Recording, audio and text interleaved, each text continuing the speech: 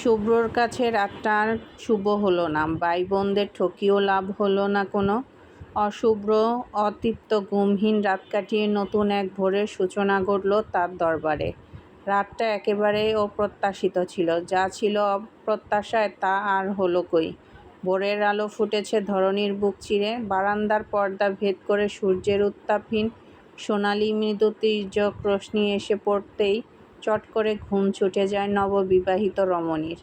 অল্প তপ্ত মিষ্টি কিরণে চোখ বুজে রেখেই নড়চড়ে ওঠার চেষ্টা করে মেহের, তবে শরীর নাড়াতে পারে না। নিজের ছোট্ট কায়ার উপর ভারী কিছু অনুভব হতেই মুখ কুঁচকে আসে আপনা আপনি। শ্বাস নিতে স্বল্প কসরত হচ্ছে, লাগছে দম বন্ধ।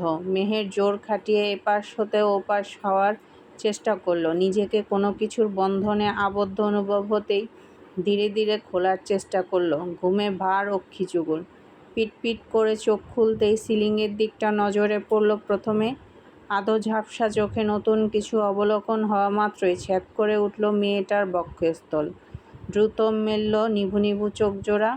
অমনি বক্ষস্থল কেঁপে ওঠে। এপাশ ওপাশ চোখ বোলায় দ্রুত। সে সম্পূর্ণ নতুন জায়গায়, নতুন ঘরে, নতুন কারোর বাহুডোরে আবদ্ধ। বালিশ হাতে স্বল্প বিস্তর মাথা তুলে চায় মেয়েটা। শুভ্র পাশে পুরোপুরি ওকে আষ্টেপৃষ্ঠে জড়িয়ে রেখেছে। আপন গ্লিভার নিকট ঘুমন্ত হালাল পুরুষের তপ্ত উষ্ণ শ্বাস অনুভব করল সে। অমনি ছটফটিয়ে উঠল নাজুক কোমল তনু।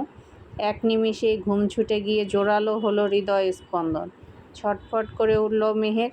রাতে কখন ঘুমিয়ে পড়েছে মনে নেই। ও বাড়ি থেকে আসার সময় কেঁদেছে খুব। বেশি কান্নার দরুন মাথা ভার ছিল, ধরেছিল মাথাটা। ওকে ফ্রেশ করিয়ে বিছানার উপর এক বহর ঘোমটা টেনে বসিয়ে রেখে গেছিল মেঘা আর সাফা। বাইরে থেকে দরজা লাগিয়েছিল।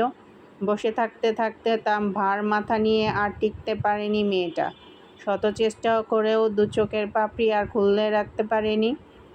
বসা থেকে বাম কাত হয়ে বিছানায় গা এলিয়ে দিতেই নিমিষেই তলিয়ে গেছে ঘুমের রাজ্যে। বাদ বাকি আর কিছু মনে নেই ওর। এর মধ্যেই সকালও হয়ে গেল। ছটফট করতে করতে চঞ্চল হয়ে দেয়াল ঘড়ির দিকে চোখ তুলল মেহর। 7টা বাজতে চলল। সময় ঠাহর করে শুল্ক ঢোক গিলল। শুভ্রর নড়চড় না দেখে নুইয়ে তাকালো ওর ঘুমন্ত মুখ পানে। প্রথম কোনো পুরুষকে নিজের এতটা সন্নিকটে অনুভব করল সে। শ্বাস প্রশ্বাস বেগতিক এই অবস্থায় আপনা আপনি ঠোঁট দুটো প্রগাঢ় হলো। লোকটার ঘুমন্ত মুখ পানে তাকিয়ে মাথার কাছটায় হাত রাখল। এলোমেলো চুলের ভাঁজে আঙুল ডুবিয়ে গুছিয়ে দিল ঘুমন্ত লোকটার চুলগুলো। আরও কিছুক্ষণ চেয়ে দেখল। এক চিলতে নাজুক হাসল আপন খেয়ালে। ওষ্ঠ বাড়িয়ে খুব আলগোছে কপালের ডান পাশে আলতো স্পর্শ আঁকল কেঁপে কেঁপে। অর্থপর দ্রুত সরে এসে মৃদু কম্পিত স্বরে ডাকল, এই যে। ঝাঁকালো একটু, নড়ে চড়ে উত্তর দেয় শুভ্র, হুঁ। ওঠো, আমি উঠব। ওঠ। ধরে আছো আমায়? ছাড়ো আগে। ছাড়ব না। ঘুম হয়নি এখনো আমার। ঘুমাবো আরও।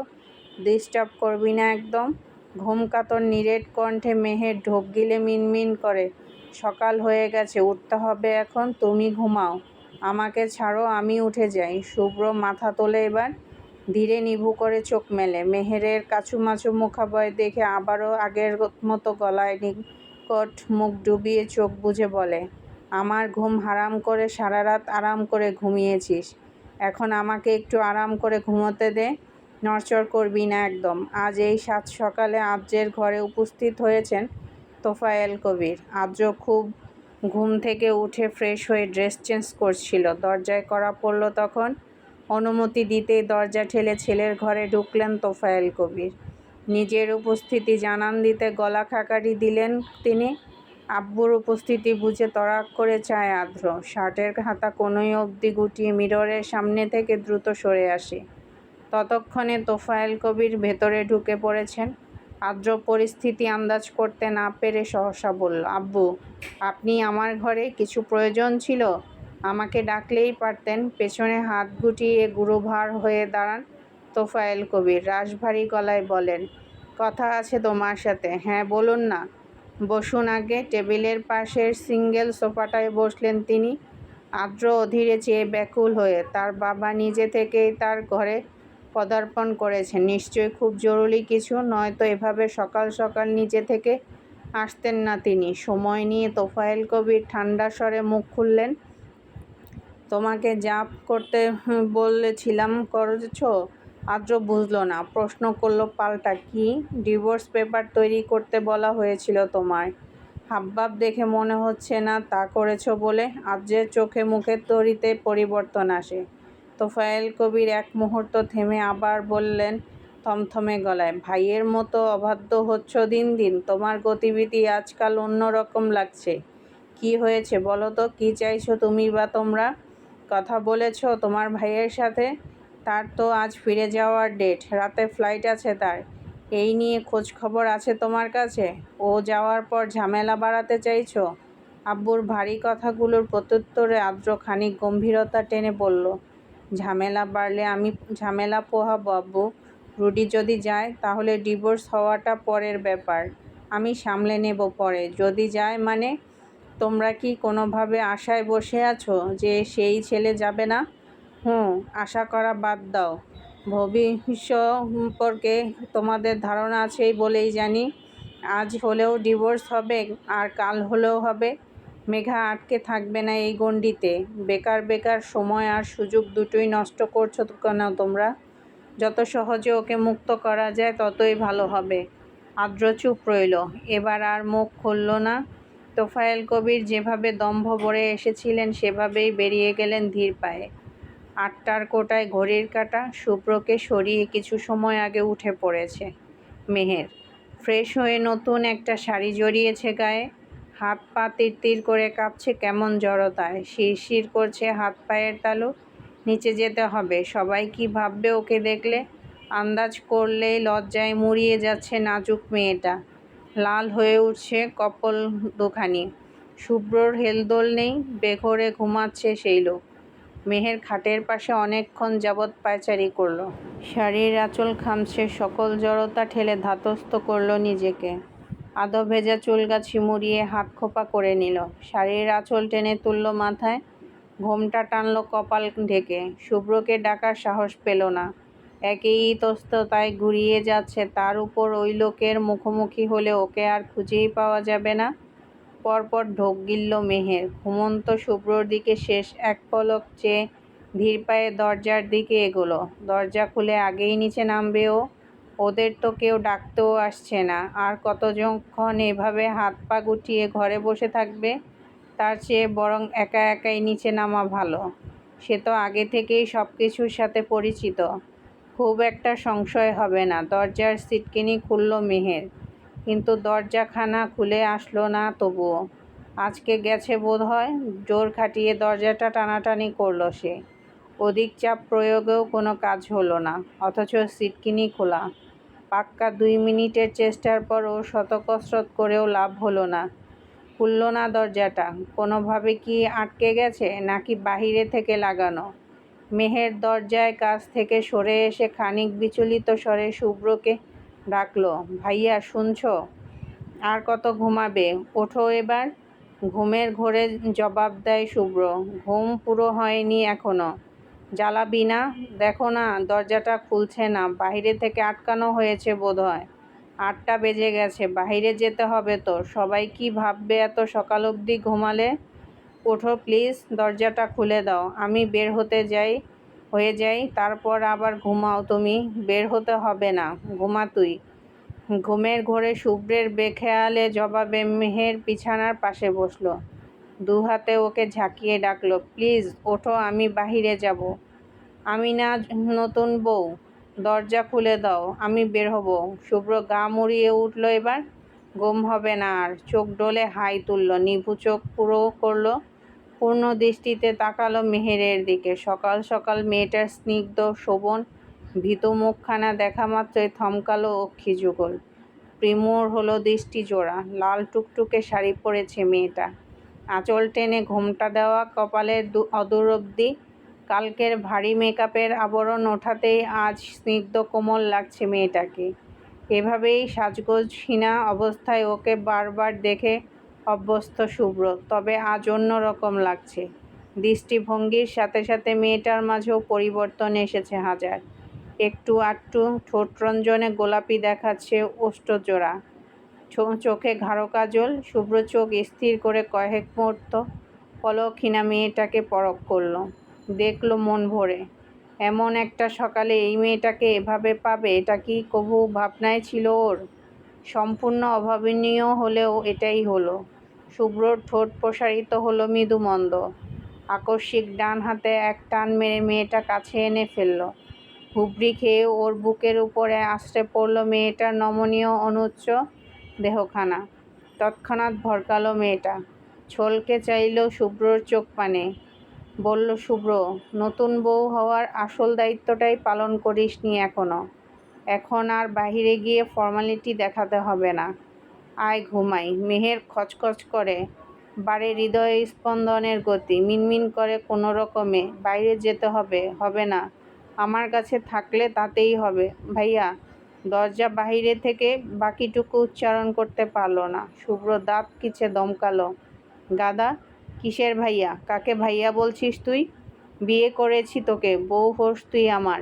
কাল কবুল পড়েছিস আমার নামে, আর আজ আমাকে ভাইয়া বলছিস? গাদা! মেহের তৎক্ষণাৎ মোচড় দিয়ে ওঠে। অধর ভেজায় জিভে অভ্যাস হয়ে গেছে ভাইয়া বলাটা। শুভ্রকে দেখলেই কিছু বলার আগে ভাইয়ার সম্বোধনটা আপনা আপনি উচ্চারণ হয় জিভের ডগায়। শুল্ক ডোক গিলল মেয়েটা, অভিযোগ করে বলল শেষের কথাটা টেনে নিয়ে, তুমি আমাকে সবসময় গাদা বলো কেন? আগে বলো, আমি তোর কি লাগি? বলতে বলতে শুভ্র রাগান্বিত দৃষ্টি দেখে সেকেন্ডের মাথায় নিজেকে শুধরে নিল। না, হাজব্যান্ড। এবার বল, কাল রাতে ঘুমিয়েছিলি কেন? ঘুম পেয়েছিল খুব, তাই ঘুমিয়ে পড়েছিলাম। কখন ঘুমিয়ে পড়েছি খেয়ালই করিনি। শুভ্র ওর কোমর জড়িয়ে নিল শক্ত করে। বলল দাঁতে দাঁত চেপে, এজন্যই তোকে গাধা বলি। গাধা একটা! তোর আক্কেল কি হাঁটুর নিচে? কাল আমাদের বাসর রাত ছিল। কোন সেন্সে আমি আসার আগেই তুই কাল ঘুমিয়ে পড়লি? গাধা কোথাকার! মেহের দ্রুত দৃষ্টি নামিয়ে নেয়, জিভে কামড় বসায় সহসা। শুভ্রর কথাটায় কান গরম হয়ে আসে ওর। আমতা আমতা করে বলে চোখ চুইয়ে, না মানে, মাথা ধরেছিল একটু। বসে থাকতে থাকতে শুয়ে পড়েছিলাম। কখন ঘুমিয়ে পড়েছি বুঝতেই পারিনি। তুমি কখন এসেছো সেটাও টের পাইনি। তুমি তো ডাকোনি আমায়। ডাকলেই পারতে। শুভ্র ঠোঁট কামড়ে শুধালো, ডাকলে কি হতো শুনি? মেহের চিবুক নুইয়ে ফেলে আরও বেশি। শুভ্র হাসি চেপে সবটুকু দূরত্ব গুছে মেয়েটাকে টেনে নিয়ে বলে হাসকি স্বরে, তোকে হঠাৎ করেই খুব আদুরে লাগছে মেহের। ইচ্ছে করছে খুব করে আদর করে দেই। মেহের এক ধাক্কায় শুভ্রকে দূরে সরায়। নিচে নেমে পিছু ফিরে মুখ লুকিয়ে বলে ধরা গলায়, দরজা খুলে দাও প্লিজ, অনেকটা সকাল হয়ে গেছে। শুভ্র হেসে ফেলল শব্দহীন। ঘা ঝেড়ে বিছানা ছাড়ল। মেয়েটাকে জ্বালাতন করল না আর। দরজাটা টানল, খুলল না। বুঝতে বাকি রইল না বাহিরে থেকে আটকানো হয়েছে দরজাটা। হাঁপ ছাড়ল শুভ্র। বিছানার উপর থেকে ফোন তুলে আদ্রের নাম্বারে ডায়াল করলো। একবারেই রিসিভ হতেই শুভ্র বলল গলা ভার করে, দরজা আটকে রেখেছিস কেন? খুলে দে। ওপাশ থেকে টুং টুং করে ফোন কাটার আওয়াজের পরপরই দরজার বাইরে থেকে সাফার উচ্চ বাক্য ভেসে আসলো, পাওনাদাররা দরজা অবরোধ করে রেখেছে ভাইয়া। টাকা না দিলে এ দরজা আজ আর খুলবে না। শুভ্র হতবাক হয়ে কান থেকে ফোন নামায়, গলা বাড়িয়ে বলে, টুকটুকি, দরজা খুলে দে। আগে টাকা দাও, তারপর। কাল বোকা বানিয়েছিলে আমাদের, এতে পার পাবে ভেবেছ? আজ আর ছাড়ছি না তোমায়। টাকা দিলে তবেই দরজা খুলবো, আর না দিলে ভেতরেই বসে থাকো তোমরা। আমরা আর বোকা বনে দরজা খুলছি না আজ। দেখ বনু, মজা করিস না সকাল সকাল, টাকা পেয়ে যাবি। এখন দরজা খোল। মেহের বেরোবে বাইরে। এবার মেঘার আওয়াজ শোনা গেল, ভাবিকে নিয়ে ঘরেই থাকো ভাইয়া, আমরা এমনি এমনি দরজা খুলব না আজ। আদ্রও বাদ পড়ল না। তোমার ঘরের দরজায় দুটো তালা ঝুলছে ভাইয়া। টাকা দিলে তবেই চাবি ঘুরিয়ে তালা খোলা হবে, তার আগে নয়। তুমি কিপটেমি করছো কেন বল তো? তোরা বাচ্চামো করছিস কেন? আদ্র, তুইও যোগ হয়েছিস ওদের সাথে? হ্যাঁ ভাইয়া, ওদের সাথে যোগ দিলে দল ভারী করেছি একটু। আমার কাছে ক্যাশ নেই এই মুহূর্তে, থাকলে কালই দিয়ে দিতাম তোদের। এখন দরজা খোল, পরে টাকা দিয়ে দিব আমি, ট্রাস্ট মি। মেঘা বলল প্রত্যুত্তরে। বিশ্বাস আর নিঃশ্বাস একবার চলে গেলে আর ফিরে আসে না ভাইয়া। একবার বিশ্বাস হারিয়েছি তোমার উপর, আর পারছি না বিশ্বাস করতে। ক্যাশ নেই তো কি হয়েছে, কার্ড দিয়ে দাও আমাদের, আমরা ভাঙিয়ে নিতে পারবো, কিন্তু না দিলে দরজা খুলবো না বলে রাখলাম। মেঘা প্লিজ দরজা খুলে দে, তুই না আমার মিষ্টি বোন? তুমিও আমার মিষ্টি ভাইয়া, বাট এখন তোমার কথায় গলতে পারছি না ভাইয়া, সরি। শুভ্র দীর্ঘশ্বাস ফেলল। এগুলোর সাথে কথা বাড়িয়ে লাভ নেই। মেহেরও পেছন থেকে তাড়া দিচ্ছে ওদের আবদার মিটিয়ে দেওয়ার জন্য। আলমারি থেকে ব্যাংক কার্ড বের করলো শুভ্র। ওর কাছে ক্যাশ নেই এটা সত্য। দরজার নিচ দিয়ে কার্ডটা বাইরে বের করে দিয়ে বলল, এই নে, যা ইচ্ছে তাই কর, তোদের ডিমান্ডের থেকেও বেশি অ্যামাউন্ট আছে কার্ডে। এবার তো দরজা খোল। মুহূর্তেই খুট করে দরজা খুলল। দরজার বাইরে আদ্র, মেঘা আর সাফা দাঁড়িয়ে। শুভ্রকে দেখা মাত্রই শব্দ করে হেসে উঠল ওরা। মেহে দ্রুত ঘর হতে বেরোলো। মেঘার হাত খামচে ধরে পিছু ফিরে শুভ্রর দিকে এক ঝলক চেয়ে বোকা বোকা স্বরে বলল চট করে, আমি নিচে যাচ্ছি ভাইয়া, তুমি এবার ঘুমাও। অগত্যা বৃহৎ নয়নে মেয়েটার দিকে বর্ষিত হয় 4 জোড়া দৃষ্টি। সাফা, মেঘা আর আদ্র স্বরে উচ্চারণ করে টান দিয়ে ভাইয়া ভ্যাবাচেকা খায় মেহের। শুভ্র রাগী চোখে কটমট করে চেয়ে আছে। এই মেয়েটা আসলেই একটা গাধা। যদি মিনিমাম কমন সেন্স থাকে ওর মাথায়। মনে মনে রাগ পিষে বিড়বিড় করল শুভ্র, গাধা। কাল আমার সাথে বিয়ে হয়েছে তোর, ভ্যাবলার মতো ঘুমিয়েছিলি বলে দয়া মায়া দেখিয়ে বাসরটা করিনি, তাই বলে এখনো ভাইয়া ডাকবি আমায়? আমি তোর কোন জন্মের ভাই? বন্ধুর বোনরূপী বউ না হলে এক্ষুনি বন্ধুর বাড়িতে রিটার্ন করে দিতাম তোকে। বউয়ের মুখে সাত সকালে ভাইয়া ডাক শুনতে হচ্ছে কি মুসিবত আমার। আদ্র, সাফা আর মেঘা এক মুহূর্ত পর হো হো করে হেসে উঠল। ওদের হাসিতে লজ্জায় মুড়িয়ে গেল মেয়েটা। মেঘা ভেঙিয়ে বলল, ভাইয়া তুমি এবার ঘুমাও, আমরা যাই, চলো ভাবি। সাফার হাতে কার্ড।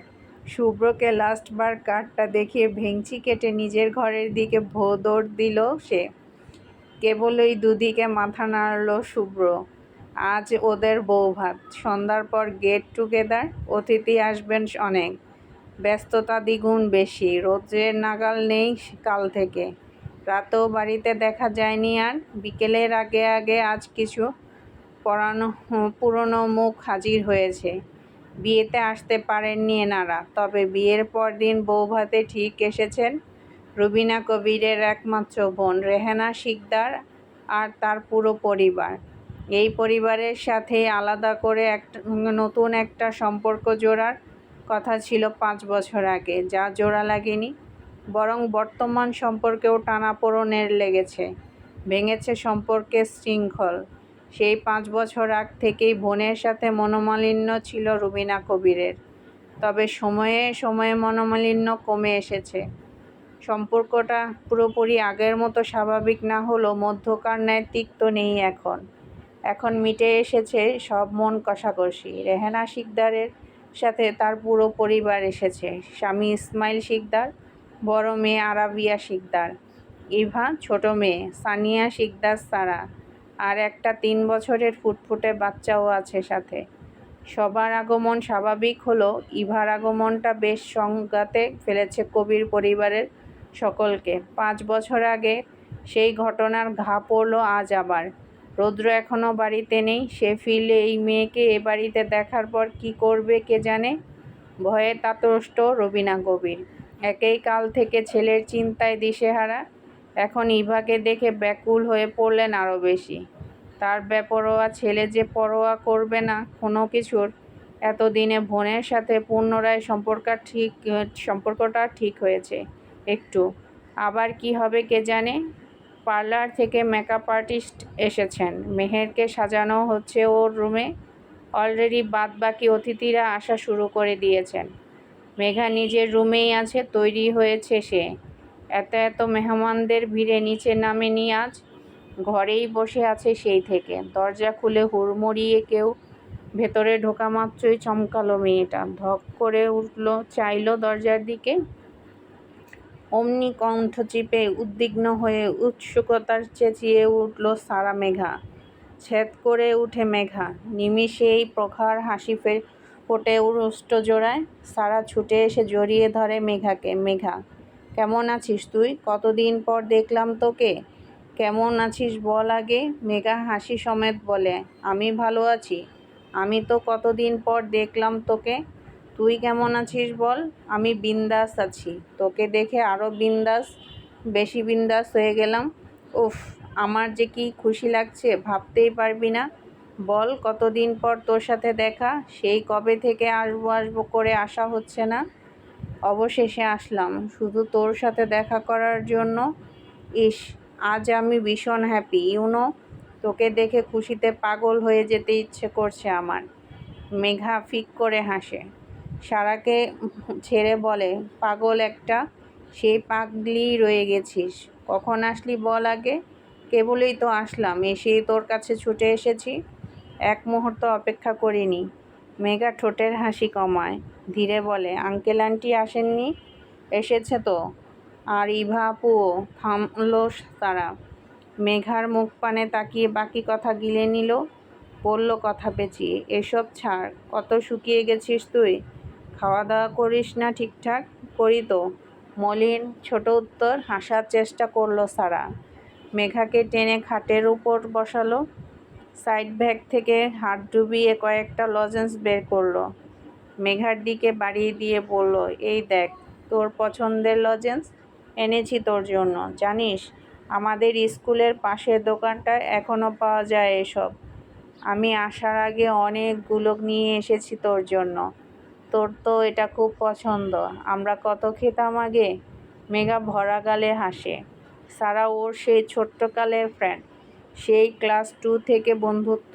এই পাগলাটার সাথে বন্ধুত্বের দূরত্ব এসেছে 5 বছর আগে। মেঘা তো এখন আর নিজেদের বাড়িতে থাকে না। সব হারিয়ে এ বাড়িতে পড়ে আছে, নিজের সেই ছোট্ট বাড়িটা থেকে অনেকটা দূরে। সারার সাথে দূরত্ব বেড়েছে সেই তখন থেকেই। এ বাড়ির আত্মীয় হওয়ার আগে সারা ওর বেস্ট ফ্রেন্ড, ওর জান ছিল। আর বেস্ট ফ্রেন্ডের খাতিরেই 5 বছর আগে তার দেখা হয়েছিল লুডভিগ কাবির রৌদ্র নামে এক রুক্ষ বেপরোয়া ছেলের সাথে। বেস্ট ফ্রেন্ডের খাতিরেই 5 বছর আগের কমিউনিটি সেন্টারের সেই বিয়ের অনুষ্ঠানে গেছিল মেঘা। সেখানেই বর ভেসে প্রথম দেখেছিল সেই ইরিটেটিং লোকটাকে। মেঘা বড্ড খুশি ছিল সেদিন। সারার বোন হওয়ার দরুন মেঘার কাছেও ইভা ছিল আপন বোনের ন্যায়। আপনজনহীনা অনাথ একটা মেয়ের দ্বিতীয় পরিবার ছিল শিকদার পরিবার।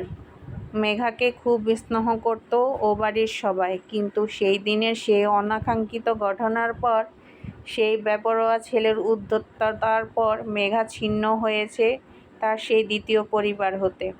এখানে এসে পড়েছে সে, পেয়েছে কবির পরিবার। সেবার বিয়ের দিন ইভাকে বউ সাজে দেখেছিল মেঘা, আর রৌদ্রকে দেখেছিল ইভার বর রূপে।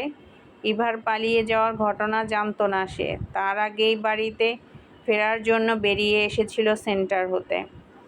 বেরোনোর পর বাড়ি ফেরার আগেই পথিমধ্যে রাস্তার ধারে রৌদ্রকে দেখা মাত্রই থমকে ছিল ষোড়শীকন্যা। চেনা মুখশ্রী দেখা মাত্রই গদগদ হয়ে এগিয়ে গেছিল সে। অর্থবর বাকিটা যা হয়েছে সব অনাকাঙ্ক্ষিত, অপ্রত্যাশিত, যা কবু কল্পনাও করেনি ষোড়শীকন্যা। যা সেই ষোড়শীকন্যার পুরো জীবনটাই পাল্টে দিয়েছে, রং বদলে দিয়েছে জীবনের। সারার সাথে আজকাল দেখা হয় না, কথা হয় টুকটাক ফোনে। ওদের আগের মতো সেই গম্ভীর বন্ধুত্বটা নেই। একে অপরকে ঘৃণা অচল ছিল ওরা। সেই অচলতা কেটে গেছে, হয়ে গেছে সবটা। সারা মেয়েটা বড্ড ভালো। মেঘাকে আজও খুব বেশি ভালোবাসে ও। এই যে কাছে পেয়েছে, কত শত কথা জমে আছে, সবটা উজাড় করে বলবে এখন। করেছেও তাই। মেঘাকে জড়িয়ে গল্প জুড়ে বসেছে। চুপচাপ আনমনে শুনছে মেঘা। মনটা অন্য কোথাও। সাফা এতক্ষণে ঘরে আসলো। খাটের উপর মেঘার সাথে সারাকে দেখে কুঁচকে আসলো চোখ মুখ। তেজি হয়ে এগিয়ে এসে ফোঁস করে বলল, সারা, তোমাকে তোমার মা খুঁজছে, ডাকছে নিচে। সারা কথা বন্ধ করলো। মেঘাকে উদ্দেশ্য করে বলল, এখানে থাক, আমি গিয়ে দেখে আম্মুকে ডাকছে কেন। এক্ষুনি আসছি কেমন, বলেই বেরিয়ে গেল। ও বেরোতেই ওষ্ঠ উল্টায় সাফা, গাল ফুলিয়ে কাতর চোখে তাকিয়ে বলে নিভুজ স্বরে, সারার সাথে একদম মিশবি না বলে দিলাম। তুই আমার বেস্ট ফ্রেন্ড, এখন ওর আর কিছু নোস। বেশি ঢলাঢলি করবি না ওর সাথে। আমার কিন্তু একটুও ভালো লাগে না তোর সাথে ওকে দেখলে। বল আমায়, ওর সাথে কথা বলবি না বেশি। শুধুমাত্র তোর বেস্ট ফ্রেন্ড আমি। সাফা ব্যতীত তোর লাইফে আর কোনো বেস্ট ফ্রেন্ড নেই? মেয়েটার উল্টোপাল্টা কথায় মিহি হেসে ওঠে মেঘা। এই মেয়েটাও কম পাগল নয়। সন্ধ্যা হতে চলল, তবুও বাড়ির ছোট্ট ছেলের কোনো পাত্তা নেই। রুবিনা কবির চিন্তায় চিন্তায় টলে পড়ছেন। মাথা ঠিক রাখতে পারছেন না আর। তোফায়েল কবির কাছে খবর পেয়েছেন তার ছেলের ফ্লাইট আছে আজ রাতে। 9টার ফ্লাইটে তার ছেলে পাড়ি জমাবে অদূরে। তার মানে আটকানো যাবে না তার ছেলেকে। থামবে না তার বেপরোয়া ছেলে। কেউ রুখতে পারবে না তাকে। এই ভেবেই কেঁদে কেঁদে অস্থির রুবিনা কবির। বিকেলের পর থেকে ঘর হতে বেরোননি আর। অতিথিদের সামনে যাননি, প্রকাশ করেননি দুর্বলতা। শুভ্র আর মেহেরকে বাহিরে স্টেজের উপর বসানো হয়েছে। আজ মেয়েটা শুভ্র সফেদ রঙের লেহেঙ্গা পরেছে, বাড়ি কাজের। শুভ্রও তাই। মেহেরের বাড়ির থেকেও সবাই এসেছে ইতোমধ্যে। মেঘা সেভাবে ঘর হতে বেরোচ্ছে না আজ। খানিক আগে সাফা টেনে টুনে ওকে নিয়ে বেরিয়েছে গার্ডেনে। শিশির এসেছে আজ। অনেক করে বায়না ধরে বলার পর সেই মেয়ে এসেছে এ বাড়িতে। সাফা আর মেঘার ক্লোজ ফ্রেন্ড হওয়ার দরুন বিয়েতে শুধুমাত্র ওকেই ইনভাইট করেছিল ওরা। কিন্তু ওই মেয়ের সময় কুলোয়নি বিয়েতে হাজির হওয়ার মতো। তবে বউ ভাতে আর ছাড় দেয়নি। টুকটুকি অনেকবার জিদ্দি খেয়ে ওকে আসতে বলেছিল। এত করে বলার পর কথা রাখতে এসেছে ও। বিলাসবহুল কবির ম্যানশন ঝিকঝিক করছে উত্তাল সজ্জায়। অদূর পর্যন্ত ঝালকানিতে চোখ ঝলসে যাচ্ছে। শিশির অত্যন্ত সাধারণ পরিবারের মেয়ে, বেড়ে উঠেছে অভাবে। এত বড় বাড়ির এত এত সাজসজ্জায় চোখ ধাঁধিয়ে যাওয়ার মতো অবস্থা ওর। প্রথমবার এ বাড়িতে আগমন তার। গেটের বাহিরে থেকে সাফা আর মেঘা ওকে রিসিভ করে নিয়েছে। মেঘাটা আজকেও খুব সাধারণ পোশাকে এসেছে এখানে। এত এত চাকচিক্যতার মলিন দেখাচ্ছে ওর সাজ পোশাক। তবুও মেয়েটার আত্মসম্মান কম নয়। ওকে নিয়ে পুরো পরিবারের সাথে পরিচয় করিয়ে দিয়েছে মেঘা আর সাফা। বাহিরে প্রচুর ভিড়। গেস্টরা একে একে বেড়েই চলেছে। সন্ধ্যার আঁধার নেমেছে চারপাশে। তবে এই আঁধার কবির ম্যানশনের উজ্জ্বল আলোকে একটুও ক্ষীণ করতে পারেনি। মেঘা, সাফা, শিশির আর সারা ওরা বাহিরের হইচই ফেলে ড্রয়িং রুমের একধারে বসে আছে। গল্প করছে টুকটাক। রৌদ্র বাড়িতে কখন এসেছে এসব ভিড়ভাট্টায় কেউ লক্ষ্য করেনি। ফ্রেশ হয়েছে সে। রোজকার ন্যায় ভেজা শরীরে টি শার্ট জড়িয়ে গলায় টাওয়েল ঝুলিয়ে ধূপধাপ পা ফেলে নিচে নামলো। ওর পায়ের শব্দে চকিতে তাকালো তার রমণী। বিশাল বড় সড় ঝটকা খেল সারা। রৌদ্রের ফেরা সম্বন্ধে ওরা অজ্ঞাত। কেউই জানে না সে যে রৌদ্র ফিরেছে। এমন আচমকা এত বছর পর রৌদ্রকে দেখা মাত্র বিস্ময়ে দাঁড়িয়ে গেল রমণী। অস্পষ্ট উচ্চারণ করল, রৌদ্র ভাইয়া। রৌদ্র এক ঝলক চেয়েছে ওদের দিকে, শুধুমাত্র একজনের দিকে, কাঙ্ক্ষিত জনের দিকে। তৃষ্ণার্ত নয়নে এক ঝলক তাকিয়ে দ্রুত দৃষ্টি ফেরালো। গলা থেকে টাওয়েল সরিয়ে ঝাড়া মেরে ডাকল উচ্চস্বরে, মম। পরবর্তী পর্বে ধামাকা পর্ব আসছে, চলবে ইনশাল্লাহ।